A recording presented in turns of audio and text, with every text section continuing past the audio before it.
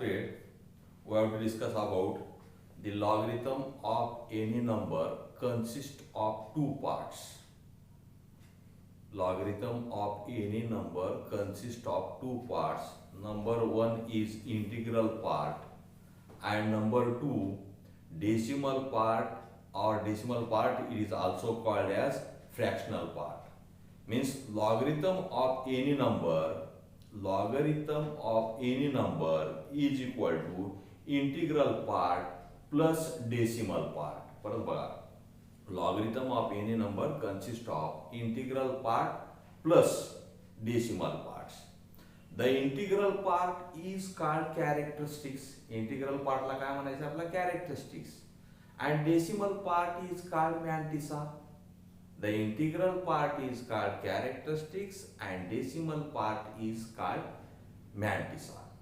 Now we have to discuss about how to determine the characteristics of a given logarithmic number.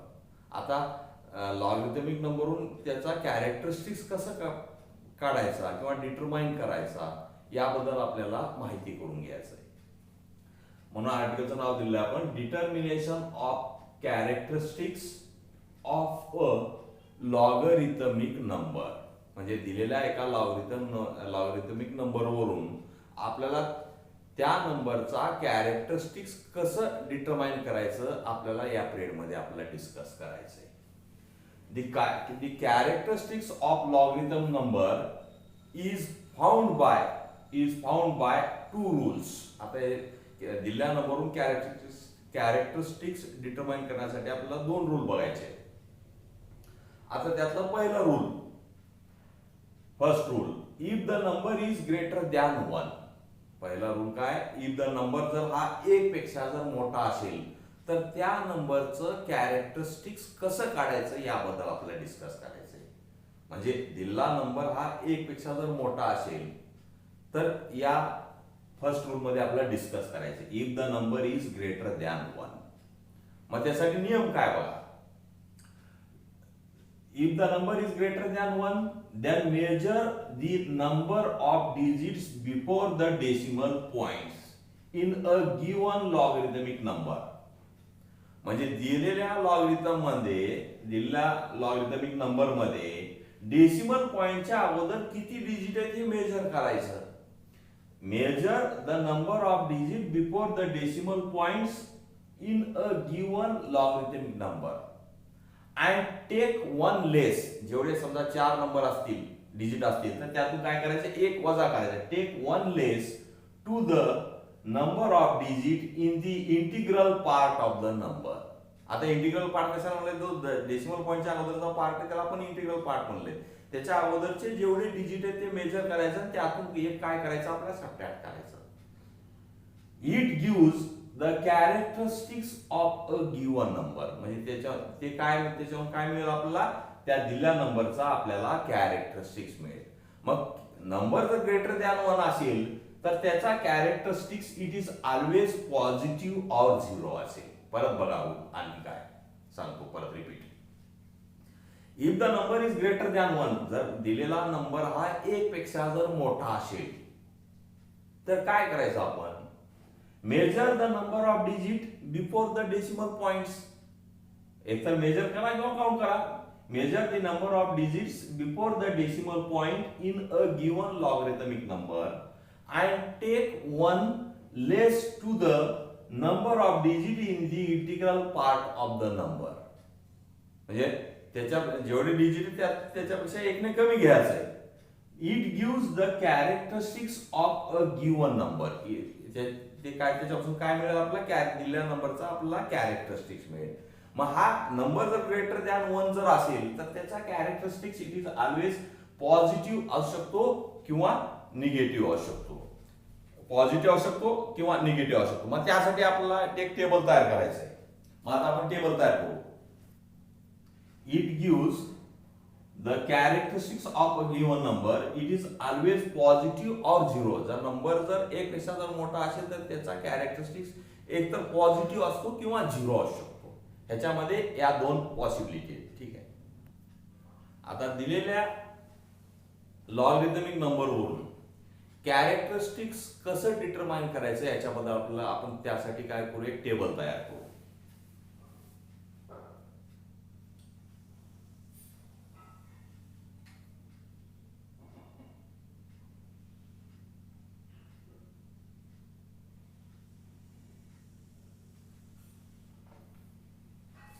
हा serial number पहिला column,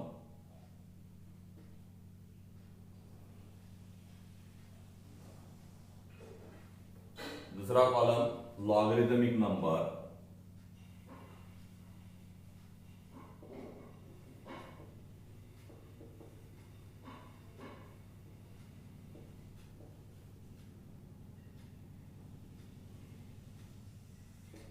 तीसरा column number of digit,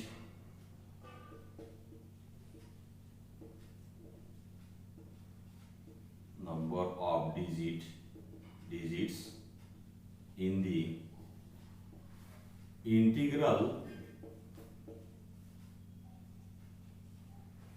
integral part of the number. It can be represented by n.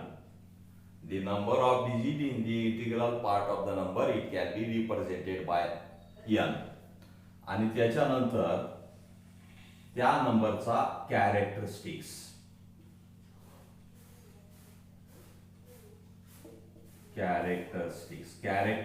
Is equal to n minus 1. म्हणजे या number मधून काय, n number मधून आपल्याला काय करायचं, जेवढे नंबर ऑफ डिजिट त्यातून आपल्याला काय करायचंय, एक वजा करायचंय. आता पहिलं एक्झाम्पल घेऊ. Number first 7.82. आता इंटिग्रल पार्ट कशाला म्हणलंय आणि डेसिमल पार्ट कशाला म्हणलंय बघा. परत डेसिमल पॉइंटच्या अगोदरचा जो पार्ट आहे तो इंटिग्रल पार्ट आहे. डेसिमल पॉइंटच्या नंतरचा जो पार्ट आहे तो फ्रॅक्शन म्हणजे दशांश पॉइंटच्या नंतरचा जो पार्ट आहे तो decimal part. Decimal part it is also called as fractional part. मग आता इंटिग्रल पार्ट मध्ये किती डिजिट आहे त्याच्यामध्ये, त्याचा नंबर किती आहे, संख्या किती, तर 1. हे 1. मग आता पुढचं कॅरेक्टरिस्टिक्स काढण्यासाठी या n मधून, या 1 मधून काय करावं लागेल, 1 वजा करावं लागेल. म्हणजे या दिलेल्या नंबरचा कॅरेक्टरिस्टिक्स किती होईल, 0 होईल.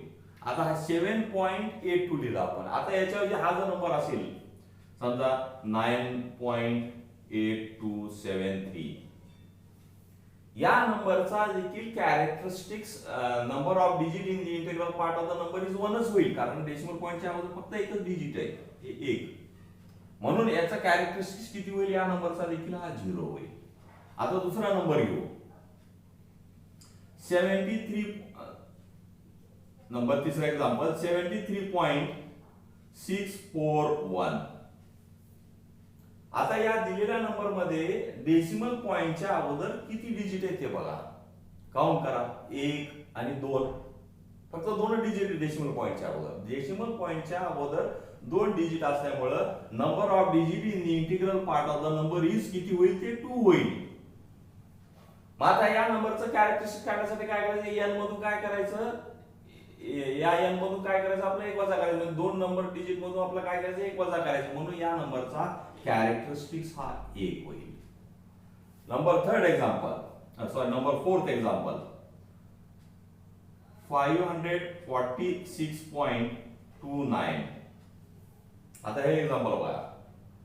आता या एक्झाम्पल मध्ये दशांश पॉइंटच्या अगोदर किती डिजिट आहेत, 3 डिजिट आहेत. काउंट करा, 1 2 3.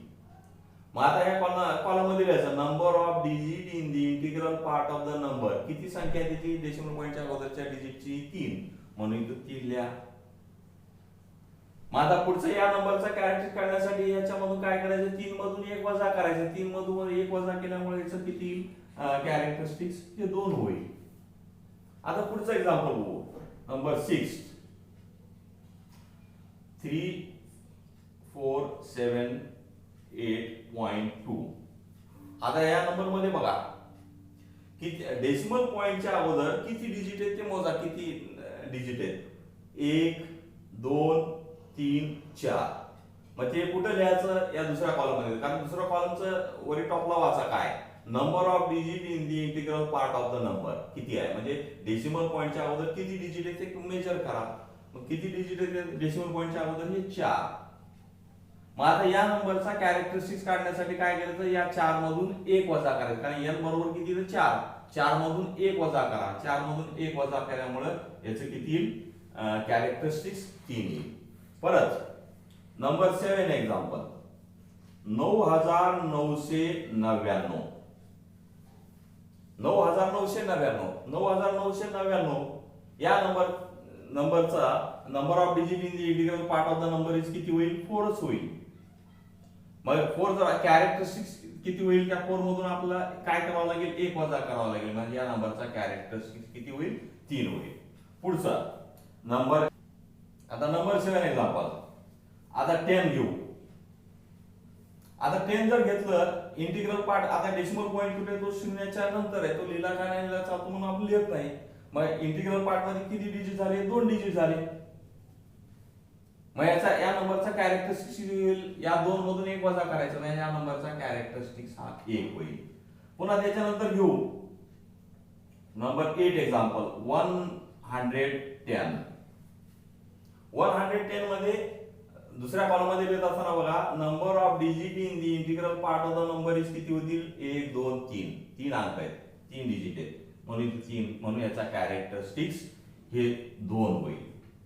परत नंबर 9 एक्झाम्पल 999 म्हणजे 999. 999 जर घेतला तर त्याच्यामध्ये number of digit in the integral part of the number is किती होतील, परत 3 होतील, आणि त्याचा कॅरेक्टरिस्टिक्स किती होईल, परत 2 होईल. परत पुढचे आणखी काही एक्झाम्पल बघू आपण.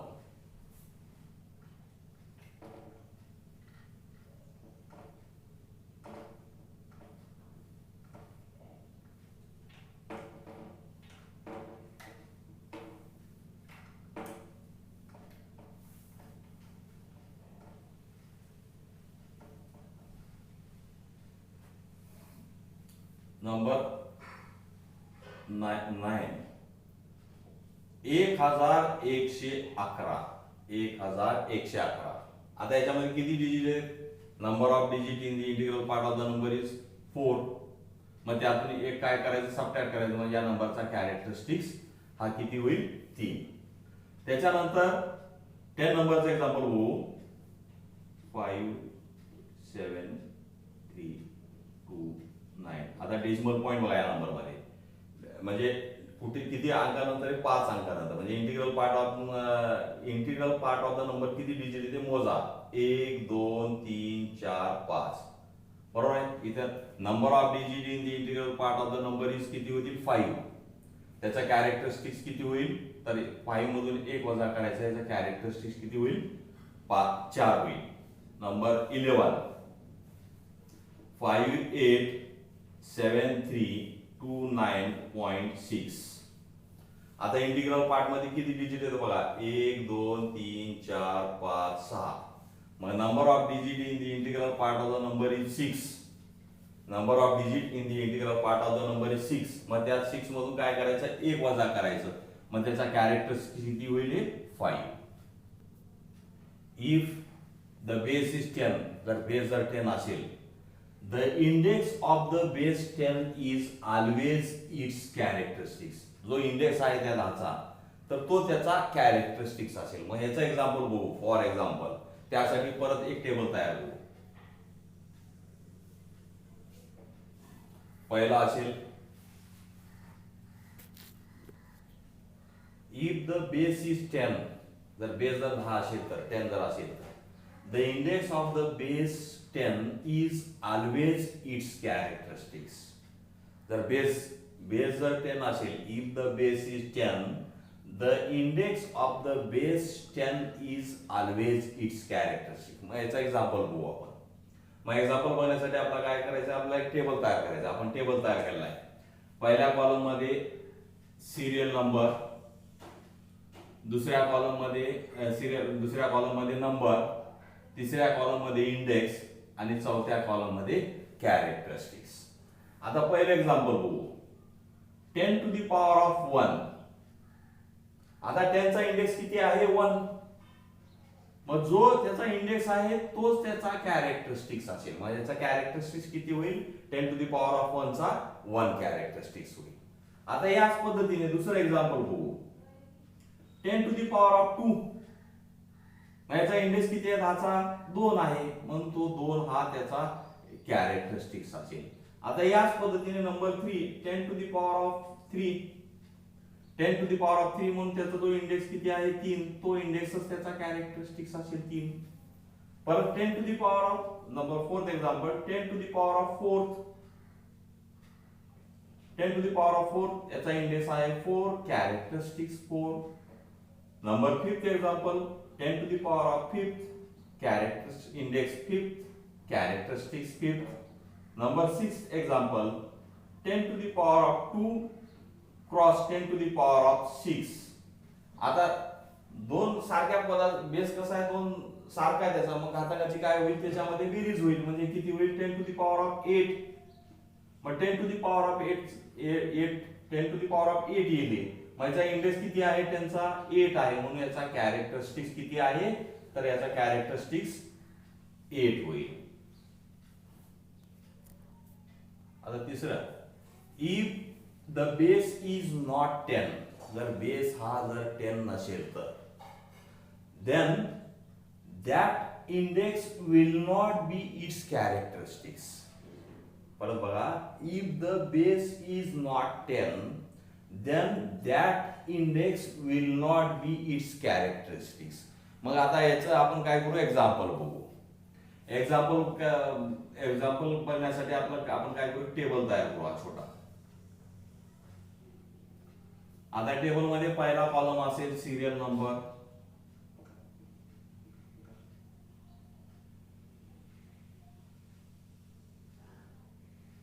दुसरा कॉलम असेल नंबर,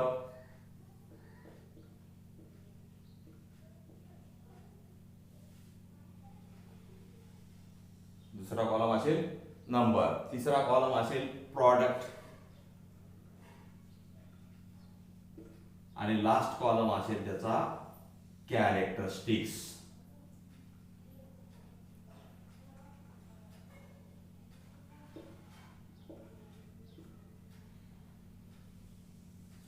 अशा पद्धतीने हा आपण टेबल तयार केलेला आहे. आता टेबल तयार करत असताना काय काय केलं बघा.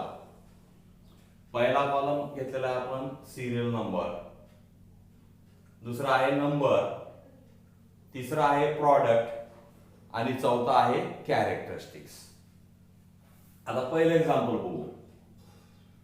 3 चा तिसरा घात, 3 चा तिसरा घात म्हणजे किती होईल? ते 27. 3 चा क्यूब किती होईल? ते 27. मग आता याच्यामध्ये इंटिग्रल पार्ट मध्ये किती डिजिट आहेत? तर इंटिग्रल पार्ट मध्ये किती डिजिट आहेत? तर इंटिग्रल पार्ट मध्ये 2 डिजिट, म्हणून याचा कॅरेक्टरिस्टिक्स किती होईल? 1 होईल. आता परत दुसरं एक्झाम्पल बघू. 8 चा स्क्वेअर, 8 चा वर्ग. आता 8 चा वर्ग किती होतो? त्याचा प्रॉडक्ट किती येईल? 64. म्हणून इंटिग्रल पार्ट मध्ये किती डिजिट होतील? तर इंटिग्रल पार्ट मध्ये 2 डिजिट होतात. मग त्यातून एक काय करायचं? आपण सबट्रॅक्ट करायचं. मग त्या नंबरचा कॅरेक्टरिस्टिक्स किती होईल? 64 चा कॅरेक्टरिस्टिक्स 1 होईल. परत नंबर तिसरा एक्झाम्पल, 11 चा वर्ग. 11 चा वर्ग म्हणजे किती येतो? तो 121. मग आता 121 मध्ये किती डिजिट झाले इंटिग्रल पार्ट मध्ये? डेसिमल पॉइंटच्या अगोदर 1 2 3, त्यातून एक काय करायचं? आपण सबट्रॅक्ट करायचं. म्हणून या नंबरचा कॅरेक्टरिस्टिक्स किती होईल? तर 2 होईल. आता चौथं example, 10 to the power of 3. त्यांच्याऐवजी घेण्याच्याऐवजी आपण काय करू? 16 चा वर्ग घेऊ. 16 चा वर्ग किती येतो? 256. 256. इंटिग्रल पार्ट मध्ये किती डिजिट झाले? 3. मग 3 मधून काय करायचं आपल्याला? 3 मधून काय करायचं आपल्याला? 1 वजा करायचं, म्हणून याचा कॅरेक्टरिस्टिक्स किती होईल? 2 होईल. आता 50 चा वर्ग, नंबर 5, 50 चा वर्ग. 50 चा वर्ग किती येतो? 2500. माझा 50 चा वर्ग किती होतो? 2500. 2500 मध्ये आता इंटिग्रल पार्ट मध्ये किती डिजिट होता बघा? डेसिमल पॉइंटच्या अगोदर 1 2 3 4. मग आता 1 2 3 4 त्यातून एक काय करायचं आपला वजा करायचं, म्हणून याचा कॅरेक्टरिस्टिक्स किती होईल, याचा कॅरेक्टरिस्टिक्स 3 होईल. आता आजच्या पिरियड मध्ये काय काय बघितलं बघा. सुरुवातीला काय सांगितलं आपण, any logarithm number consist of two parts. Number 1 is integral part, number 2 is decimal part. Decimal part it is also called as fractional part. Number 1 is integral part, number 2 is decimal part. Decimal part it is also called as fractional part. Integral part is called characteristics and decimal part is called mantissa. मग आता हे how to determine the characteristics of a given logarithmic number, म्हणजे दिलेल्या logarithm नंबरवरून आपण characteristics कसं काढायचं याच्याबद्दल डिस्कस केलेलं आहे. कशामध्ये, त्याच्यामध्ये फक्त आपण पहिलाच रूल बघितलेला आहे, if the number is greater than 1.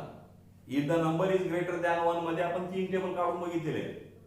पहिल्या टेबल मध्ये नंबर इज ग्रेटर दॅन 1 असेल, दुसऱ्या टेबल मध्ये 10 बेस जर 10 असेल तर त्याचा इंडेक्स जो आहे तो त्याचा कॅरेक्टरिस्टिक्स असेल. आणि तिसऱ्या केस मध्ये बघितलेले, if the base is not 10 the index will not be it's characteristics, then the index will not be its characteristics.